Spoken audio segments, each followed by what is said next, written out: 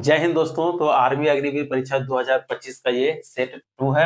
इससे पहले हम लोगों ने आर्मी अग्निवीर ये जीडी का है, ठीक है। आर्मी अग्निवीर जीडी के मतलब प्रीवियस ईयर प्रश्न का सेट 1 देख लिया है। यदि आप लोगों ने नहीं देखा तो उस वीडियो को जरूर देख लें, क्योंकि उसमें भी हम लोग कुल यानी कि जो मैथ्स का 15 प्रश्न पूछा जाता है वही हम लोग 15 प्रश्नों को देखे, और टोटल अंक का बात करें तो वो 30 नंबर का होता है। तो इस बैच का उद्देश्य हमारा टारगेट 30/30 यानी कि 30 में पूरा मार्क्स लाने का लक्ष्य है। तो आप यदि तैयारी करना चाहते हैं और आर्मी जीडी की अच्छे से तैयारी करना चाहते हैं तो इसके लिए दोस्तों आपको प्रैक्टिस करना काफी जरूरी होगा, क्योंकि बिना प्रैक्टिस का आप पूरा में पूरा मार्क्स नहीं ला पाएंगे। तो इसी को देखते हुए हम लोगों ने आर्मी अग्निवीर परीक्षा 2025 के लिए, जिसका एग्जाम डेट 30 जून से 10 जुलाई के बीच होना है, यानी कि आपका एग्जाम डेट आ चुका है। तो इसी के बीच में आपको जो भी प्रैक्टिस करना है वो आप कर लेंगे। तो चलिए अब बिना देर के हुए हम लोग आज सेट 2 को देखेंगे। सेट 1 हम लोग पहले देख चुके हैं, तो इसमें भी हम लोग वैसे ही करेंगे सेट 1 के जैसा कि कुल प्रश्न जो हमारा मैथ्स का 15 प्रश्न पूछा गया था वही 15 प्रश्नों को देखेंगे। और ये जो है लेटेस्ट 2024 के एग्जाम का ही प्रश्न है, ठीक है। तो हम लोग इसमें 15 प्रश्नों को देखेंगे और आप भी देखेंगे कि कैसा प्रश्न में पूछा गया था, ताकि इसी बेसिस पे भी आपका आगे एग्जाम में प्रश्न आने की संभावना है, तो आप उस बेसिस पे तैयारी किए रहेंगे। तो चलिए हम लोग यहाँ पे देखेंगे कि आज की वीडियो का ये पहला प्रश्न है। प्रश्न को आप पहले खुद से भी सॉल्व करने का कोशिश करेंगे, उसके बाद आप यदि वीडियो देखेंगे तो आपका कॉन्फिडेंस बढ़ेगा। तो चलिए अब हम लोग यहाँ पे प्रश्न को सॉल्व करते हैं कि यदि तीन संख्याओं का औसत 20 है तो पहली दो संख्याओं का औसत 40 है, तो तीसरी संख्या क्या है। यानी कि दोस्तों तीन संख्याओं का औसत 20 है और पहली जो दो संख्या है उसका औसत यानी उन संख्याओं का योग जो है 40 है, तो तीसरी संख्या क्या है। तो इस ऐसा ही टाइप का पिछले वीडियो में भी था, जिसमें कि हम लोग बता चुके हैं कि औसत का फॉर्मूला क्या होता है। यानी औसत बराबर होता है कुल संख्याओं का योगफल बटा में संख्याओं की कुल संख्या। तो चलिए यहाँ पे देखेंगे, तो क्या बोला कि तीन संख्याओं का औसत 20 है। तीन संख्याओं का औसत 20 है तो टोटल संख्या देखें तो कितना आ जाएगा, 20 दिया ये 60 हो जाएगा। उसके बाद आगे क्या बोला कि दो संख्याओं का योग जो है 40 है। तो टोटल एक दो तीन संख्या मान लेते हैं। अब यहाँ पे दो संख्याओं का योग जो है वो 40 है, और यहाँ पे तीनों संख्याओं का हम लोग योग निकाले तो कितना है 60। तो इसी 60 में से हम लोग 40 को माइनस कर देंगे, तो 0 और यहाँ से 2 यानी कि 20 आ गया। तो ये जो तीसरा संख्या बचा है इसका वैल्यू कितना आ गया 20, जो कि ऑप्शन सी में है, और ऑप्शन सी इसका ये सही आंसर हो जाएगा। तो ये जो प्रश्न है वो एग्जाम में पूछा गया प्रश्न है, ठीक है। अब चलिए इसे साफ करके नेक्स्ट अब हम लोग आगे 15 टोटल पूरे प्रश्नों को देखेंगे। तो ये पहला प्रश्न हमारा यहाँ पे समाप्त होता है। अब इसके बाद चलिए फिर हम लोग आगे नेक्स्ट दूसरे प्रश्न को देखेंगे। तो चलिए अब हम लोग यहाँ पे क्वेश्चन नंबर 2 को देखते हैं। इसमें क्या बोला है कि 4 अंकों की सबसे बड़ी संख्या क्या है। 4 अंकों की सबसे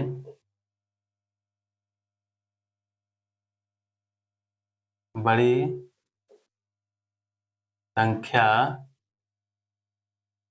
क्या है, ठीक है। और ये सारा जो है वो एग्जाम में आया हुआ ही प्रश्न है, और इसका ऑप्शन है ऑप्शन ए 1000, ऑप्शन बी 999, फिर सी में 1009, और ऑप्शन डी इसका है 9999। तो देखिए आप सभी को पता होगा कि दो अंकों की जैसे सबसे बड़ी संख्या या फिर एक अंकों की सबसे बड़ी संख्या कितना होती है, तो एक अंक की सबसे बड़ी संख्या 9 होती है। उसी तरह से आगे अगर दो अंकों की सबसे बड़ी संख्या बोले तो फिर उसमें एक और 9 आगे बढ़ा देंगे, यानी कि 99। तीन अंकों की बड़ी संख्या 999। तो यहाँ पे बोला कि चार अंकों की सबसे बड़ी संख्या क्या है, तो चार अंकों की जो सबसे बड़ी संख्या आपका ऑप्शन डी, यहाँ पे 49 यानी कि 9999 हो जाएगा, ठीक है। ये काफी इजी प्रश्न था। इसके बाद चलिए फिर हम लोग नेक्स्ट आगे प्रश्न को देखेंगे। तो पहले इस प्रश्न को हम लोग साफ कर लेते हैं। चलिए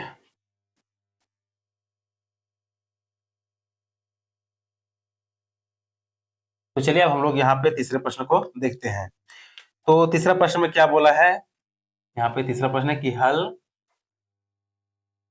कीजिए,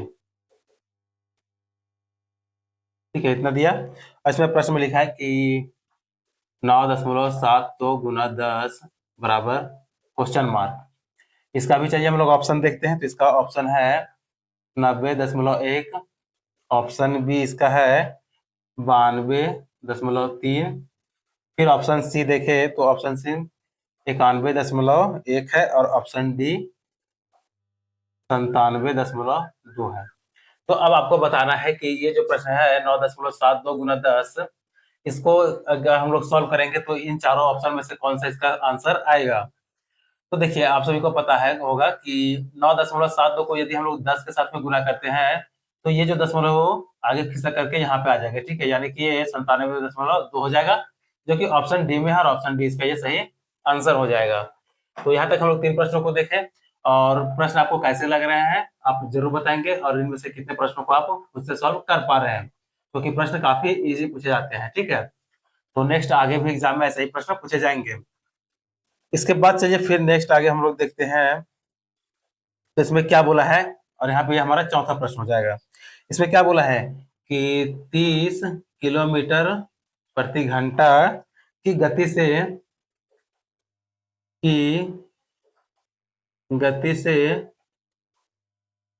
60 किलोमीटर की दूरी तय करने में 60 किलोमीटर की दूरी तय करने में कितना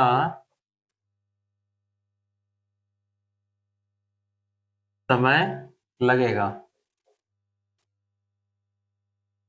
ये आर्मी जीडी का प्रश्न है, ठीक है। इसमें भी हम लोग ऑप्शन देखें तो पहला ऑप्शन आ जाएगा 3 आवर यानी कि 3 घंटा। उसके बाद ऑप्शन बी देखते हैं तो ये 2 आवर यानी कि 2 घंटा। ऑप्शन सी 1.5 यानी कि 1.5 घंटा और ऑप्शन डी आ जाता है 10 घंटा। तो देखिए प्रश्न क्या बोला है कि 30 किलोमीटर प्रति घंटे की गति से 60 किलोमीटर की दूरी तय करने में कितना समय लगेगा। तो इसका फॉर्मूला आता है, यानी कि इसका जो फॉर्मूला होता है वो होता है समय बराबर दूरी बटा में चाल। आप इस फॉर्मूला को याद रख लेंगे, ठीक है, क्योंकि इस फॉर्मूला की मदद से आपको चाहे समय पूछे, दूरी पूछे या फिर चाल पूछे, आप कुछ भी निकाल सकते हैं। तो इसमें हमसे समय पूछा है, ठीक है, तो इसी समय को निकालेंगे तो समय बराबर, तो यहाँ पे समय है तो इसे समय ही रहने देंगे, बराबर दूरी कितना है, तो दूरी यहाँ से देख सकते हैं कि 60 किलोमीटर है, तो 60 और चाल 30 किलोमीटर प्रति घंटा, तो 30 किलोमीटर प्रति घंटा, ठीक है। यहाँ पे 60 किलोमीटर है, यहाँ पे किलोमीटर प्रति घंटा है। जैसे 60 किलोमीटर से 30 किलोमीटर कट जाएगा तो हमारे पास यहाँ पे कितना आ गया, 30 गुना 60 2 बचा, ठीक है, यानी कि समय बराबर 2 आवर यानी 2 घंटा का समय लगेगा, जो कि ऑप्शन बी में है और ऑप्शन बी इसका सही आंसर हो जाएगा। तो चलिए यहाँ ये जो है दूरी और समय का आधारित पे प्रश्न है। इसके बाद चलिए नेक्स्ट प्रश्न को हम लोग देखते हैं।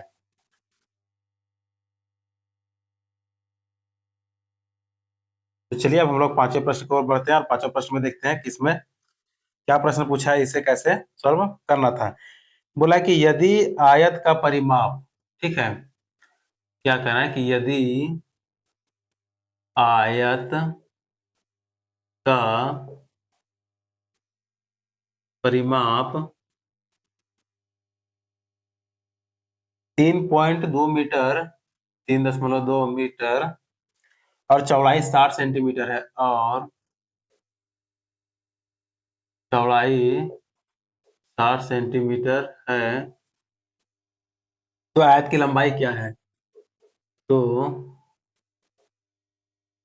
आयत की लंबाई क्या है, ये प्रश्न में पूछा है। और इसके ये जो ऑप्शन है वो है 100 सेंटीमीटर, बी में है 110 सेंटीमीटर, सी में है 320 सेंटीमीटर और डी है 400 सेंटीमीटर। सॉरी 400 नहीं, यहाँ पे ये 200 सेंटीमीटर हो जाएगा, 200 सेंटीमीटर। तो चलिए इस प्रश्न को पढ़िए कि यदि आयत का परिमाप 3.2 मीटर और चौड़ाई 60 सेंटीमीटर है तो आयत की लंबाई क्या है। तो देखिए इस प्रश्न को आपको अच्छे से समझना होगा, क्योंकि इस प्रश्न में आप गलती कर सकते हैं। यहाँ पे देखेंगे कि परिमाप में जो यूनिट है वो दोनों सेम होना चाहिए। जैसे कि यहाँ पे यूनिट 3.2 ये मीटर में है और यहाँ पे सेंटीमीटर में है, तो दोनों को या तो मीटर में या तो सेंटीमीटर में चेंज करना होगा, ठीक है। लेकिन अब चेंज किस में करेंगे, यहाँ पे आंसर पे ध्यान देना है कि यहाँ पे सारा जो ऑप्शन है आपका सेंटीमीटर में है, तो इसको हम लोग सेंटीमीटर में ही चेंज करेंगे, ताकि यहाँ पे परिमाप जो देखेंगे तो परिमाप कितना है, 3.2 मीटर है, लेकिन सेंटीमीटर में बदलने के लिए इसे 100 से गुना कर देंगे, और 100 से गुना करेंगे तो यहाँ पे आ जाएगा, और उसके बाद एक जीरो और आ जाएगा, ठीक है, यानी कि ये 320 सेंटीमीटर हो जाएगा। अब यहाँ से हम लोग चौड़ाई देखे हैं, तो चौड़ाई कितना है, 60 सेंटीमीटर। अब देख सकते हैं कि सेंटीमीटर सेंटीमीटर दोनों का यूनिट सेम हो गया।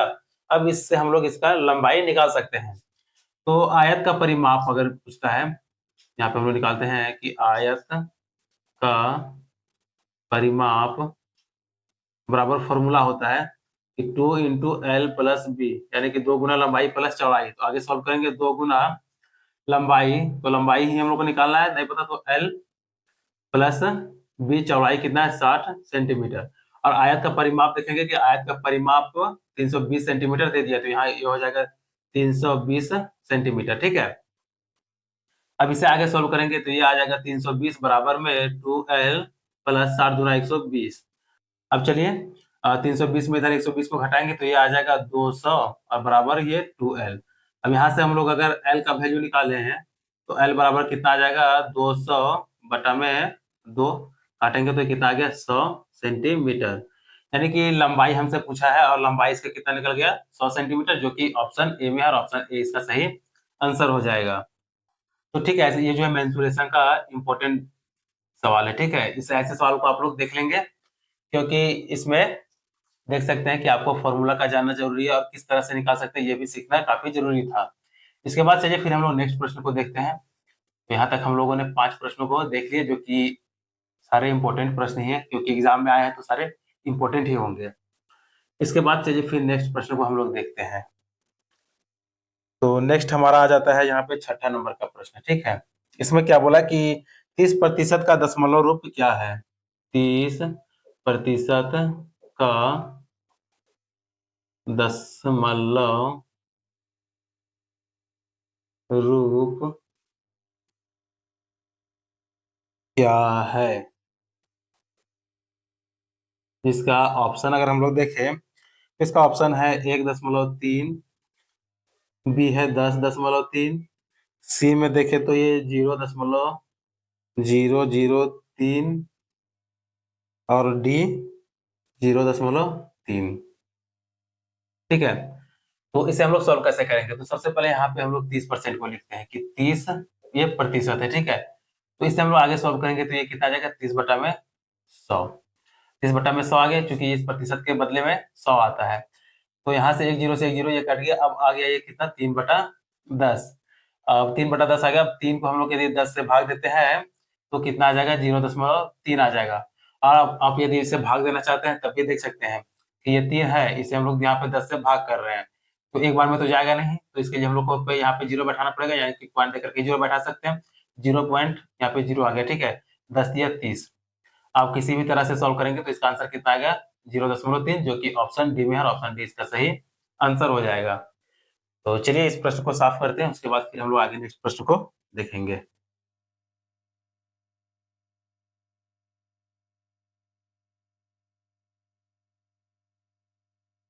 तो चलिए अब हम लोग देखते हैं आगे 7वें नंबर प्रश्न को, ठीक है, क्योंकि 6 प्रश्नों को हम लोग देख लिए। 7वां प्रश्न क्या बोला है कि 40 विद्यार्थियों की एक कक्षा में 40 विद्यार्थियों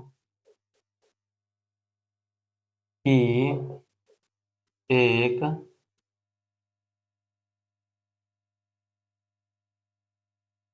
कक्षा में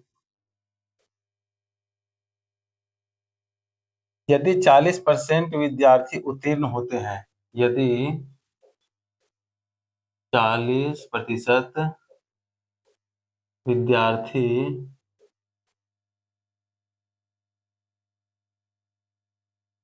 उत्तीर्ण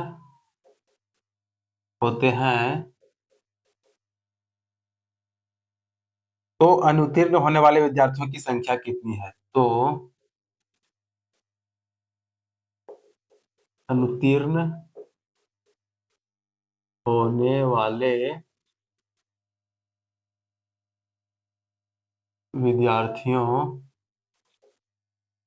की संख्या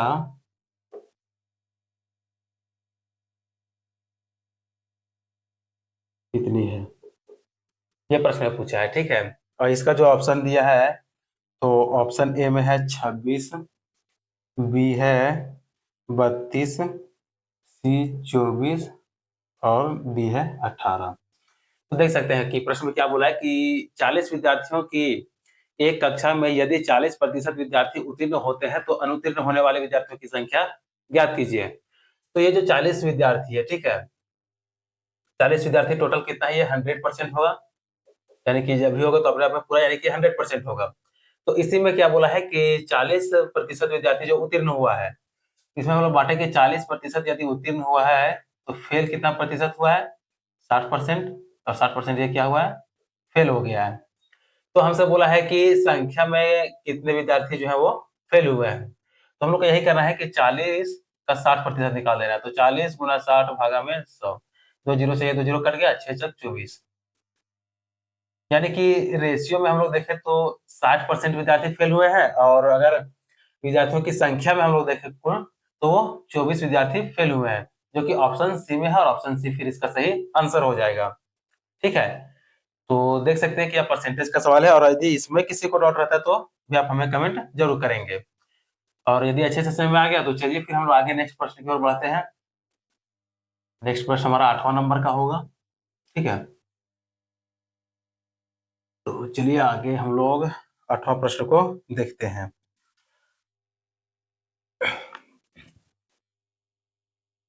यहाँ पे हमारा ये 8वां प्रश्न आ गया, ठीक है। 8वां प्रश्न देखते हैं, ये काफी इजी प्रश्न है। इसमें क्या बोला है कि 3/11 और 5/11 का योग है। अब नीचे 4 ऑप्शन भी दे दिया है, चलिए इसका भी ऑप्शन लिख ही देते हैं। ये हो जाएगा 9/11, बी है 10/11, ठीक है, सी है 8/11 और डी है 11/13। तो देख सकते हैं कि यहाँ पे कितना इजी प्रश्न है, और जो कि इनका जोड़ है, ठीक है, कि 3/11 और 5/11 का योग क्या है। तो यहाँ से तो इसे सिंपली आप ऐसे भी सॉल्व कर सकते हैं मौखिक रूप से ही, कि नीचे 11 है, यानी कि दोनों का हर 11 है, तो ऊपर का केवल अंश जुटेगा और नीचे बटा में ये 11 हो जाएगा, यानी कि 3 और 5 कितना हो जाएगा, 8, और 8/11, जो कि ऑप्शन डी में सी है, और सी इसका सही आंसर भी हो जाएगा 8/11, ठीक है। तो ये काफी इजी प्रश्न था, इसमें कुछ वैसा था नहीं, इनका जो है, और ये मैक्सिमम लोगों को तो आता ही होगा, अब इतना भी नहीं आएगा तब तो फिर दिक्कत है। लेकिन ऐसा नहीं है कि किन्हीं को नहीं आता होगा, ये काफी इजी था, ठीक है। भिन्न का जोड़ ये तो सारे लोगों को आता ही होगा। इसके बाद चलिए फिर नेक्स्ट प्रश्न देखते हैं, जो कि 9वां नंबर का प्रश्न है। इसमें क्या बोला है कि 2, 3 और 8 का एलसीएम क्या है,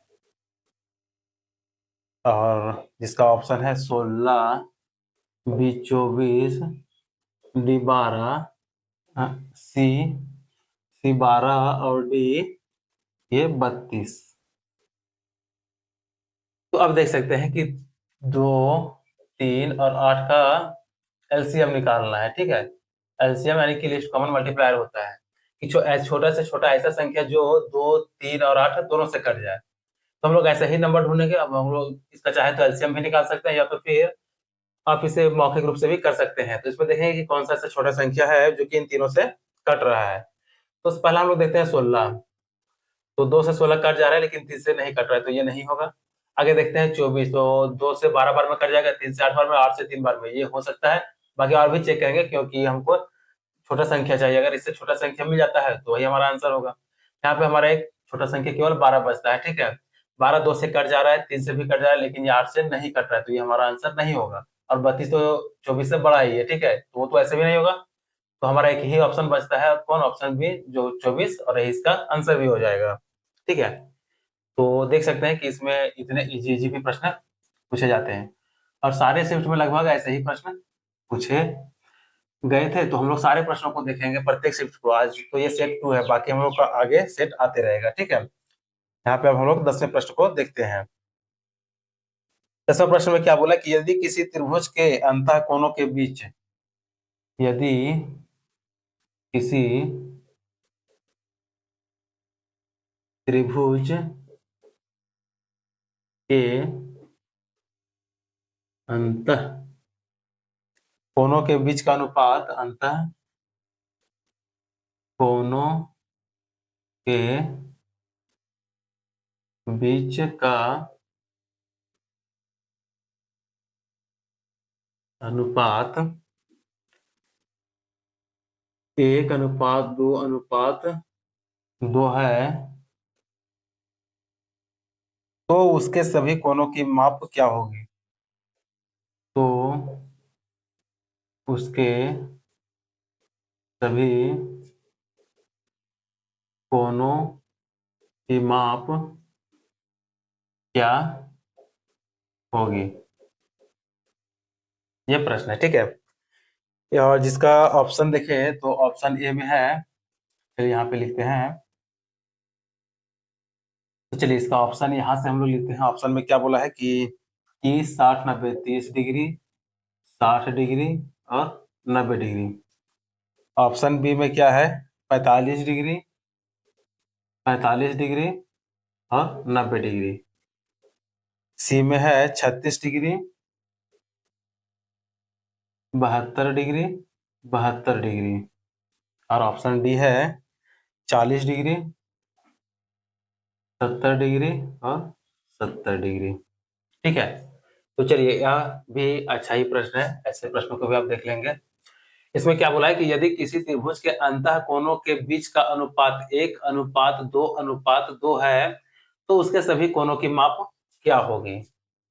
यानी कि अगर हम लोग इसको देखना चाहे तो एक इसका त्रिभुज बनाते हैं। ठीक है, मान लेते हैं ये त्रिभुज है, यहाँ पे 3 कोण है, इस कोण का माप 2 है और इसका भी 2 है। ठीक है, क्योंकि दो कोण कोण सेम है और इसका माप 1 है, तो ये इनका रेशियो है। तब बोला है कि सभी कोणों की माप इतना है, तो सभी कोणों का माप पूछा है कि कितना कितना है, यानी कि रेशियो में दिया है और आपसे यहाँ पे डिग्री में पूछा है, तो हम लोग इसको कैसे सॉल्व करेंगे? तो देखिए त्रिभुज का आप सभी को पता होगा कि तीनों भुजाओं के यानी कि तीनों कोणों का योग 180 डिग्री के बराबर होता है। तो यहाँ पे हम लोग तीनों कोण को देखेंगे, यानी इसे x मान लेते हैं, ये 2x और ये 2x। तो यहाँ से देखेंगे तो 2x और 2 4x और एक 5, यानी कि 5x, और ये किसके बराबर है? ये 180 डिग्री के बराबर होता है। ठीक है, उसके बाद फिर आगे हम लोग इसे सॉल्व करेंगे तो x का वैल्यू कितना आ जाएगा? ये 5 से ये 36 बार में कट जाएगा, यानी कि x के बराबर 36 डिग्री आ गया। अब हमसे सारे कोण पूछा है। ठीक है, तो यहाँ एक x है, तो x को 1 से गुना करेंगे तो ये 36 डिग्री आ जाएगा। उसके बाद यहाँ पे इस कोण को देखे तो ये 36, और इसे 2 से गुना करेंगे तो ये 72 डिग्री। यहाँ भी 2x है, इसे भी 36 से गुना करेंगे तो ये 72 डिग्री। तो हमारा ऑप्शन कौन सा हो जाएगा? ऑप्शन सी, 36 डिग्री, 72 डिग्री और 72 डिग्री। तो ऑप्शन सी इसका सही आंसर हो जाएगा। तो देख सकते हैं कि किसी भी त्रिभुज का यदि अनुपात दे दिया और उससे कोण का मान पूछे तो हम लोग कैसे निकाल सकते हैं, जो कि हम लोग इस प्रश्न में सीखे भी। तो चलिए इस प्रश्न को साफ करके फिर हम लोग आगे नेक्स्ट प्रश्न को देखते हैं।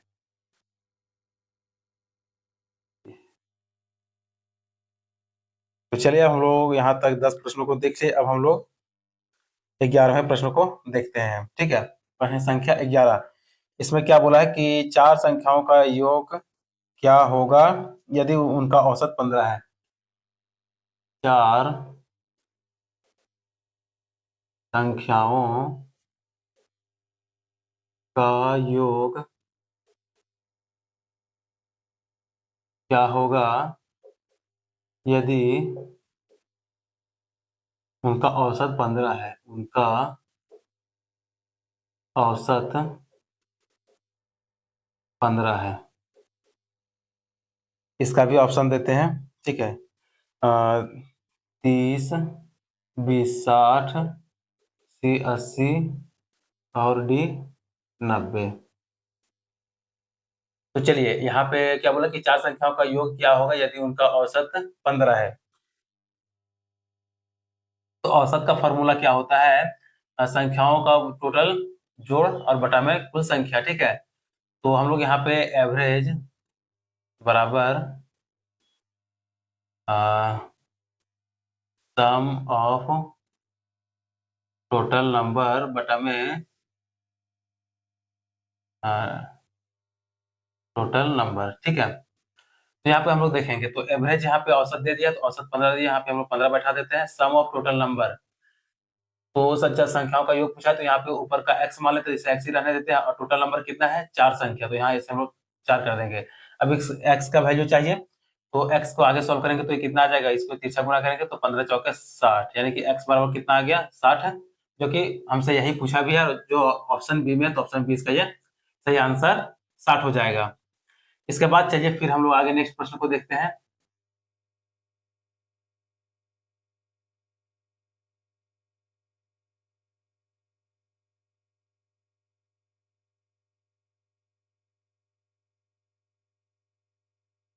चलिए नेक्स्ट हम 12 नंबर का प्रश्न है। इसमें क्या बोला है कि 160 को 2 मीटर से 160 सेंटीमीटर को 2 मीटर से भाग देने पर सरलीकृत रूप क्या होगा, रूप क्या होगा। ठीक है, इसका भी ऑप्शन लिखते हैं। 4/5, बी में है 5/4, सी 1/3 और डी 3/5। तो देख सकते हैं कि 160 सेंटीमीटर को 2 मीटर से भाग देना है, तो यहाँ पे 160 सेंटीमीटर है और ये 2 मीटर है। ठीक है, तो यहाँ पे ना लिख करके चलिए हम लोग लिखते हैं, इससे भाग ही देते हैं कि ये 2 मीटर से हम लोग भाग करते हैं। तो देख सकते हैं कि ऊपर का जो यूनिट है वो सेंटीमीटर में और नीचे मीटर में है, तो इससे भाग जाएगा, इससे भाग नहीं जाएगा। तो इसके लिए हम लोगों को दोनों को सेम यूनिट में करना होगा। ठीक है, तो हम लोग इसे ही कर लेते हैं, यानी कि 2 मीटर है, इसे हम लोग सेंटीमीटर में चेंज करेंगे, तो इसके लिए इसे 100 से गुना भी करना पड़ेगा। ठीक है, तब जाकर के ये 160 सेंटीमीटर और ये 200 सेंटीमीटर हो जाएगा। सेंटीमीटर से सेंटीमीटर कट जाएगा, एक जीरो से एक जीरो कट जाएगा, 4 से काटेंगे तो 4 चौक 16, 4 पचे 20, यानी कि इसका जो सरलीकृत रूप आएगा वो कितना आ गया 4/5, जो कि ऑप्शन एक में है, और ऑप्शन ए ही इसका सही आंसर हो जाएगा। कौन सा 4/5। तो देख सकते हैं कि ऐसे प्रश्न में आप गलती कर सकते हैं, क्योंकि डायरेक्ट आप 160 को 2 से भाग देंगे तो ऐसे प्रश्न गलती हो जाएगा, और जो कि हाँ ऑप्शन में है भी नहीं, तो आप इसे सॉल्व नहीं कर पाएंगे। इसलिए ध्यान ये देना है कि दोनों को जो सेम यूनिट में लाना है। ठीक है, तो चलिए इसे साफ करते हैं और आगे फिर हम नेक्स्ट प्रश्न को देखेंगे। और यहाँ तक यदि आपको कोई प्रश्न में डाउट रहता है तो आप कमेंट जरूर करेंगे। चलिए वो हम लोग यहाँ पे नेक्स्ट आगे लिखते हैं 13वें प्रश्न को। ठीक है, 13वें प्रश्न में क्या है कि यदि ए और बी के बीच आयु का अनुपात, यदि ए और बी के बीच आयु का अनुपात, आयु का अनुपात 4:5 है, 4:5 है, तथा ए की आयु 20 वर्ष है, तथा ए की आयु 20 वर्ष है, तो बी की आयु क्या है। तो बी की आयु क्या है, इसका भी है। चलिए हम लोग ऑप्शन देखते हैं। हाँ, ए में है 45 वर्ष, बी में है 15 वर्ष, सी 25 वर्ष और डी 35 वर्ष है। ठीक है, तो चलिए यहाँ देख सकते हैं कि आयु का प्रश्न है। इसमें क्या बोला है कि यदि ए और बी के बीच आयु का अनुपात 4:5 है, तो प्रश्न हम लोग कैसे सॉल्व करेंगे। तो पहले देखते हैं कि एक ए और बी दो व्यक्ति हैं, इसमें ए और बी के बीच आयु का जो अनुपात है, तो ए का अनुपात 4 है और बी का अनुपात 5 है। यहाँ तक तो लिख लिया। आगे बोला तथा ए की आयु 20 वर्ष है, ए का आयु कितना है 20 वर्ष है। तब बोला है कि बी की आयु कितनी है, यानी कि इसका आयु नहीं पता, तो ये इसका आयु निकालना है। तो हम लोग कैसे निकालेंगे, तो देखिए यहाँ पे रेशियो में देख सकते हैं कि 4 का अनुपात में है और ये 5 के अनुपात में है, और अगर वर्ष में देखे हैं तो ये 20 ईयर्स का है, तो इसका पूछा है, यानी कि बी का वैल्यू पूछा है। तो यहाँ पे देखेंगे कि ये जो 4 20 का कितना है, यानी कि ये 5 गुना है। ठीक है, 4 का 5 गुना कितना होगा 20, तो साल में ये 20 गुना है, तो इधर से गुना करेंगे तो ये 20 का 5 ही गुना आएगा, तो इसे भी हम लोग 5 से गुना करते हैं, तो 5 25 कितना आ जाएगा, ये 25 ईयर्स।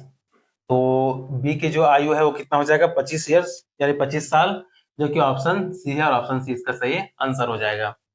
ठीक है, तो देख सकते हैं कि आयु के प्रश्नों को हम लोग कैसे बहुत ही कम समय में सॉल्व कर सकते हैं। यदि दोनों का यहाँ पे कुछ निकालना था नहीं, क्योंकि दोनों का रेशियो दे दिया, एक रेशियो का वैल्यू है तो दूसरा रेशियो निकालना है, तो उसी तरह से हम लोग सॉल्व किए, जो कि 25 वर्ष आया। ठीक है, चलिए इसके बाद फिर हम लोग आगे नेक्स्ट प्रश्न को देखते हैं।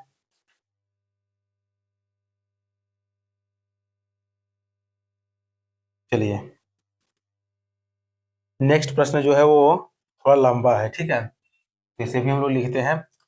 इसमें क्या बोला है कि यदि 2 रुपए के सिक्कों की संख्या, देखिए काफी लंबा प्रश्न है, तो इसको उतना पूरा लंबा नहीं लिखते हैं क्योंकि इसमें लैंग्वेज लिखने में ही समय लग जाएगा। तो यहाँ पे पहले हम लोग प्रश्न को पढ़ते हैं और आपको एक यहाँ पे शॉर्ट में बताते हैं। ठीक है, कि यदि 2 रुपये और 5 रुपए के सिक्कों का कुल मूल्य एक 2 रुपए का सिक्का है और एक जगह में 5 रुपए का सिक्का है, और दोनों का जो कुल मूल्य है वो कितना है, 78 रुपया। ठीक है, ये 2 रुपये का सिक्का हो गया और ये 5 रुपया का सिक्का है। तो बोला 2 रुपये का और 5 रुपए का सिक्का का जो कुल मूल्य है 78 रुपये, तो बोला इसका बोला कि 2 रुपए के सिक्कों की संख्या 5 रुपए के सिक्कों की संख्या का 4 गुना है। ठीक है, तो यह प्रश्न चूंकि आपको स्क्रीन पर दिख रहा होगा। ठीक है, तो इस प्रश्न को हम लोग डायरेक्ट सॉल्व करते हैं। अब इसमें क्या बोला है कि 2 रुपए के सिक्कों की संख्या 5 रुपए के सिक्कों की संख्या का 4 गुना है। तो मान लेते हैं 5 रुपए के सिक्का का संख्या जो एक्स है, तो 2 रुपए का सिक्का का संख्या 4x हो जाएगा। अब बोला है कि इसी का वैल्यू कितना है, 78 रुपया। ठीक है, ऐसा बोला है कि दोनों मूल्य वर्ग के सिक्कों की संख्या क्या होगी, यानी कि 2 रुपए का सिक्का कितना है और 5 रुपए का सिक्का कितना है। तो चलिए अब यहाँ पे सिक्कों का कुल मूल्य पूछता है, तो इसे गुना करेंगे, 4 दुना ये 8x हो जाएगा, प्लस में है ये 5x, और इसी के बराबर कितना, ये 78 रुपया है। तो 8 5 कितना हो जाएगा, 13x बराबर 78, और यहाँ से x का वैल्यू निकाले तो 13 छक 78, यानी कि x का वैल्यू कितना आ गया, 6।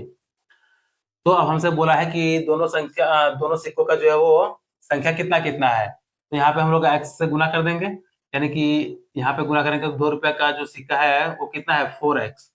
तो आई गुना करेंगे तो कितना आ जाएगा, 4 गुना 6 बराबर 24, और 5 रुपए के सिक्का का संख्या ये x है, x माने है, तो इसको केवल हम लोग यहाँ पे 6 रख देंगे, तो इसका संख्या कितना हो जाएगा, 6। यानी कि 2 रुपए के सिक्का का संख्या 24 है और 5 रुपए के सिक्का का संख्या 6 है। ठीक है, तो इसका आंसर हो जाएगा। आप प्रश्न को देख सकते हैं कि यह प्रश्न काफी लंबा था, इसलिए हम लोग डायरेक्ट इस प्रश्न को सॉल्व किए। तो चलिए अब हम लोग जो है वो आर्मी अग्निवीर का जो लास्ट प्रश्न है, क्योंकि इसमें मैथ का 15 ही प्रश्न पूछा जाता है, तो इसमें हम लोग जो है वो लास्ट यानी 15वें प्रश्न को देखते हैं। तो 15वां प्रश्न में क्या बोला है कि 200 का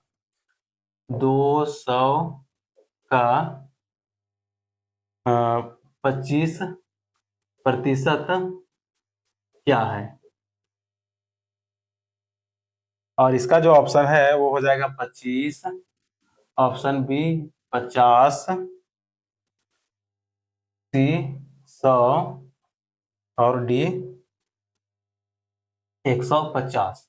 तो यहाँ पे देख सकते हैं ये 15वां प्रश्न है। ठीक है, और ये लास्ट प्रश्न है। इसमें क्या बोला है कि 200 रुपया यानी कि 200 का 25 रुपया नहीं, 200 का 25% क्या है। तो जिसका ऑप्शन है 25, बी 50, सी 100 और डी 150। तो इसका आंसर क्या होगा, ये आपका जो होमवर्क है। ठीक है, आपको इसका आंसर कमेंट बॉक्स में देना है कि इसका आंसर क्या होगा, क्योंकि यह जो है वो आर्मी का प्रीवियस ईयर क्वेश्चन ही है। ठीक है, तो मैथ्स का आपका ये क्वेश्चन है, आपका इसका आंसर कमेंट में देना है। और यहाँ तक हम लोगों ने चूंकि आर्मी अग्निवीर का जो है वो टोटल 15 प्रश्नों को देख लिए, और इन 15 प्रश्नों में आपको यदि कहीं भी डाउट है तो आप कमेंट जरूर करेंगे।